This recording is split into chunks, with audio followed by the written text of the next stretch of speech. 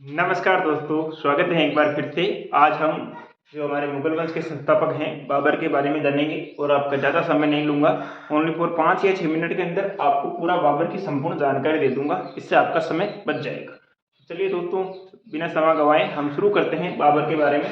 दोस्तों, जो बाबर का कार्यकाल भारत के अंदर रहा वो 1526 से 1530 यानी कि 4 साल का रहा है। ठीक है दोस्तों, और जो मुगल वंश की संस्थापक की थी यानी कि स्थापना की थी भारत के अंदर, वो बाबर ने की थी। कब की थी? 1526 के अंदर की थी। बिल्कुल सरल बात है। अब मैं बात कर रहा हूँ बाबर का जन्म कहाँ हुआ, क्योंकि दोस्तों मुगल वंश का संस्थापक है तो जन्म भी पूछा जा सकता है।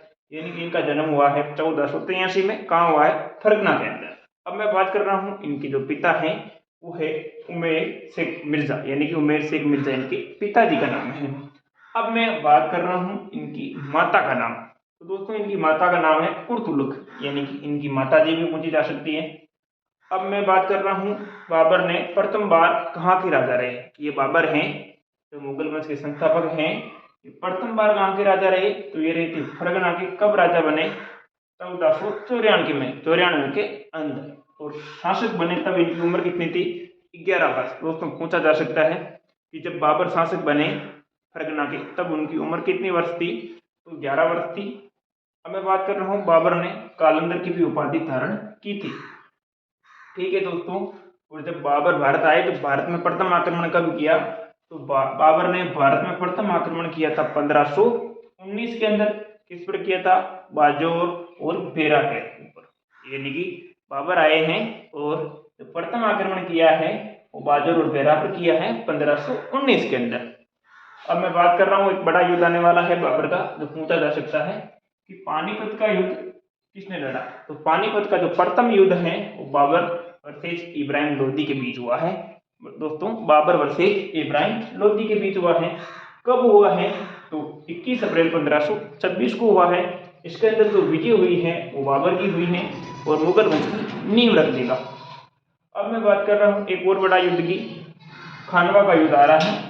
तो दोस्तों, खानवा का युद्ध 17 मार्च 1527 को हुआ है।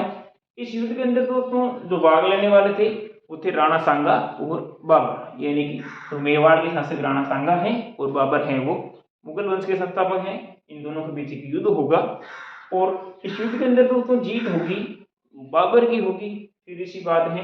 बाबर ने, क्योंकि दोस्तों जीत का कारण है कि इसने तोपखाने का प्रयोग किया था। भारत का ऐसा प्रथम युद्ध है पानीपत का प्रथम युद्ध जिसके अंदर तोपखाने का प्रयोग किया गया। और जो बाबर की जो प्रसिद्ध तोपची हैं उनके भी नाम पूछे जा सकते हैं। उनकी जो प्रसिद्ध तोपची हैं वो उस्ताद अली और मुश्ताक खां हैं, यानी उस्ताद अली हैं और मुश्ताक खां। इन्होंने इस युद्ध के अंदर तोप चलाई थी। अब मैं बात कर रहा हूँ इस युद्ध के बाद बाबर ने ना गाजी की उपाधि भी धारण की है। यानी कि हमारे बाबर शहंशाह, एक मुगल शहंशाह बाबर ने गाजी की उपाधि धारण की है। और इस युद्ध के अंदर जो नीति अपनाई थी वो अपनाई थी तुलगमा युद्ध पद्धति, यानी कि तुलगमा नीति के द्वारा इस युद्ध का जीत हुई है।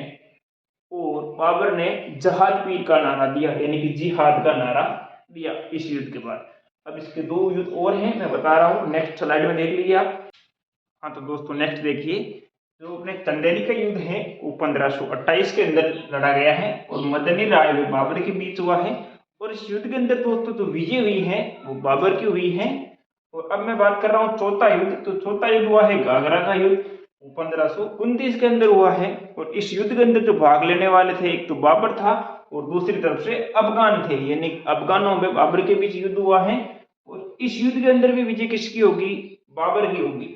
अब मैं ये 4 युद्ध है एक साथ याद तो होते नहीं है, तो मैं इसके लिए ट्रिक ले आया हूँ, तो आपको बता देता हूँ ट्रिक कि पानी पिया खाना खाया चांदनी रात में घाघरा उड़कर सो गया।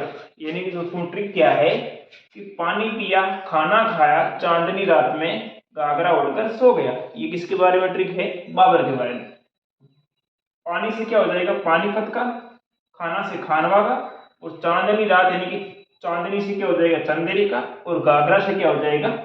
घाघरा का युद्ध। और जो ओढ़ कर सो गए यानी कि मृत्यु हो गई वो 1530 के अंदर। 26, 27, 28, 29, 30 5 डेटे हैं और अपने इस ट्रिक से कंप्लीट हो जाएंगे। अब मैं बात करता हूँ, जब बाबर की मृत्यु हो गई है तो इसको 2 जगह दफनाया जाएगा, यानी कि एक जगह से निकाल कर दूसरी जगह ले जाएगा। यानी 1530 में बाबर को प्रथम बार कहाँ दफनाया गया? आगरा के अंदर।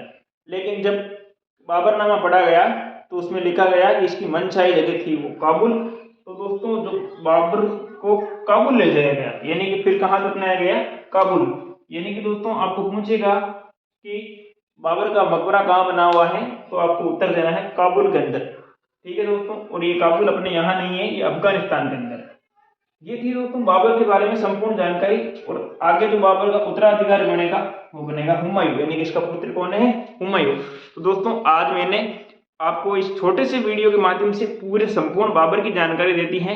कोई सा भी एग्जाम हो, चाहे भारत का ऑल कंपटीशन के अंदर, ये क्लास कारगर साबित होगी। कैसी लगी क्लास कमेंट करना, लाइक करना और सब्सक्राइब करना ना भूलें दोस्तों। आपका अपना दोस्त दिलीप प्रजापति।